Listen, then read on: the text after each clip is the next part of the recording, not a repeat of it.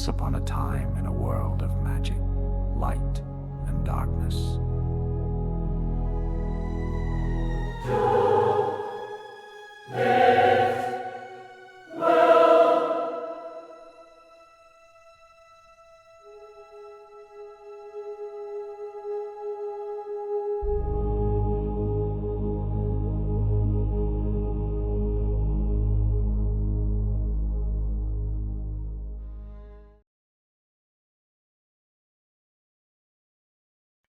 Morning light filtered through the canopy, casting a soft, dappled glow over the village of Sirendar.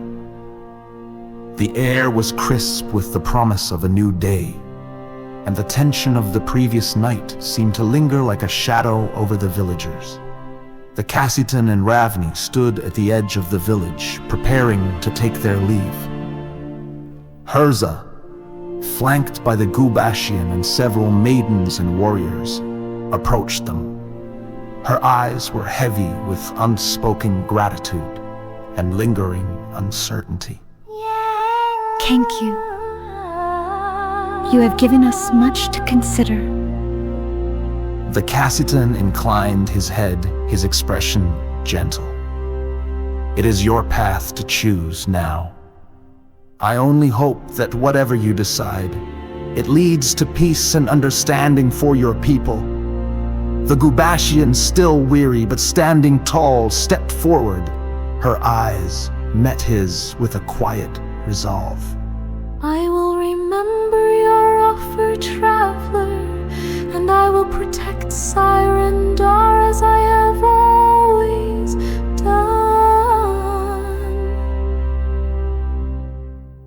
The Cassitan nodded, his eyes filled with respect, and should you ever choose otherwise, know that you are free to do so. Kal stood among the gathered warriors, her heart aching with a strange, unnamed longing. As she watched the Cassitan and Ravni turn to leave, something inside her twisted painfully. She felt as if she were being torn in two, the urge to speak, to act, warring with the rigid discipline she had been taught as a warrior. Beside her, Mazel, ever perceptive, placed a gentle hand on her arm. Don't let them leave without saying what's on your mind. Kal, you'll regret it forever if you don't. Kal swallowed hard, her throat tight with emotion. She hesitated, her feet rooted to the ground as she watched the Cassitan's form grow smaller in the distance.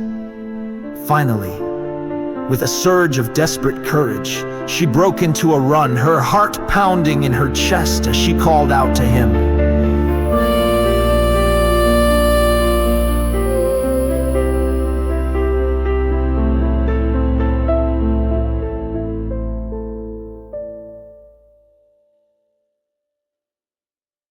The Cassitan paused, turning back just as Kal reached him, her breath coming in ragged gasps. Ravni, sensing the need for privacy, nodded respectfully and continued on, leaving them alone. The Cassitan's eyes softened as he looked at her, his expression curious and patient. "What is it, Kal? What do you wish to say?" Kal's mind was a whirl of emotions, her thoughts tangled and jumbled. She struggled to find the right words, her hands trembling slightly as she tried to steady her breath. Who are you? How can you do magic like a wizard and yet also fight like a duelist? How does one become like you? The Cassitan studied her for a moment, his gaze thoughtful. "I am a duelist wizard. It is a rare class within the Order of the Light. There are very few of us. I am the third most powerful officer in the Order."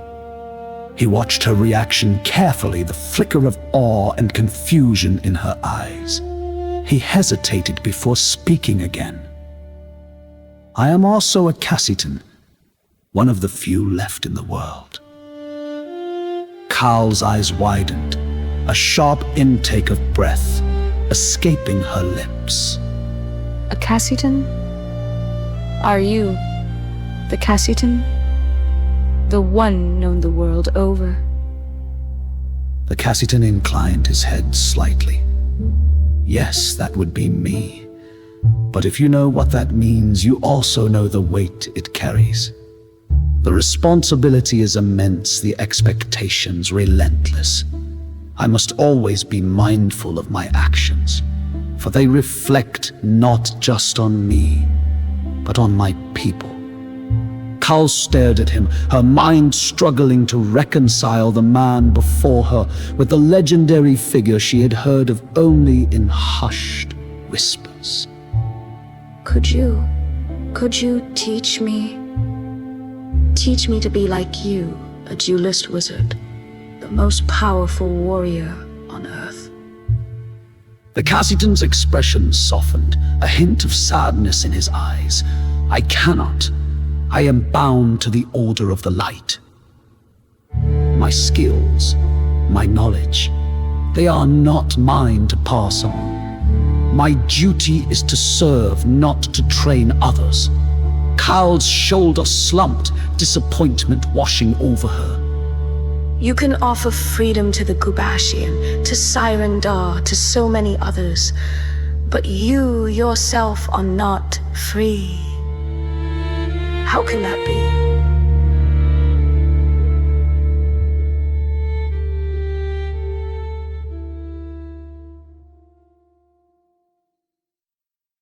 He smiled faintly, a shadow of something bittersweet passing through his eyes. Life is never simple, Cal. Each of us has our own burdens to bear, our own paths to walk. My service is my choice, my duty. And though it may seem like a restriction, it is also a source of purpose. He turned his gaze to the horizon, the light of the rising sun casting a golden glow over the distant hills. I must travel on. There are many duties awaiting me. Cal's heart clenched painfully, her hand reaching out almost of its own accord. She grasped his arm, her fingers trembling as she looked up at him. Her eyes filled with tears. Please, don't leave. I can't explain it, but I feel like I can't be apart from you. I want to be with you, by your side. The Cassitan's eyes softened as he reached up, gently wiping the tears from her cheeks. You have a life here, Cal. You have Mazel and your comrades. Your place is in Sirendar, helping to build a new future for your people. And I cannot take on more travelers. My path is too dangerous. Cal's heart ached with the truth of his words, the bitter reality of her situation. She felt the tears spill over again, her breath hitching as she tried to hold back the sobs threatening to escape. But I don't want to lose this connection. I don't want to lose you. He cupped her face in his hands, his touch warm and comforting. You won't. The link we have established will always be there. You can reach me whenever you need to, and I will always answer.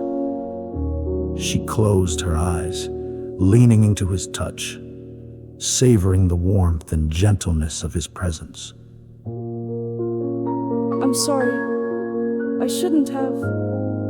He shook his head, a soft, understanding smile on his lips.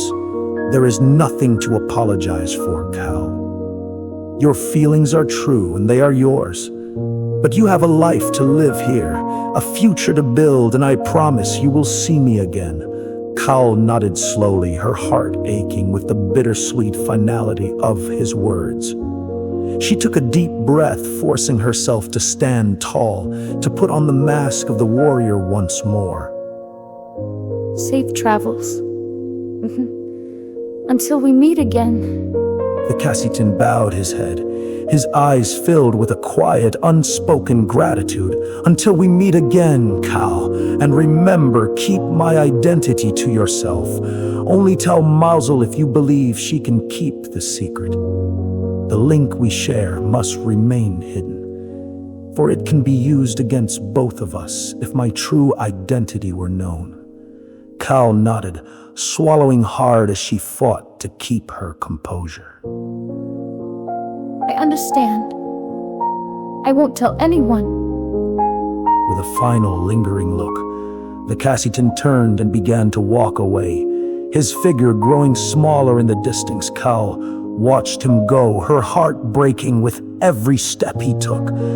When he was finally out of sight, she fell to her knees, burying her face in her hands as the sobs she had held back for so long finally broke free.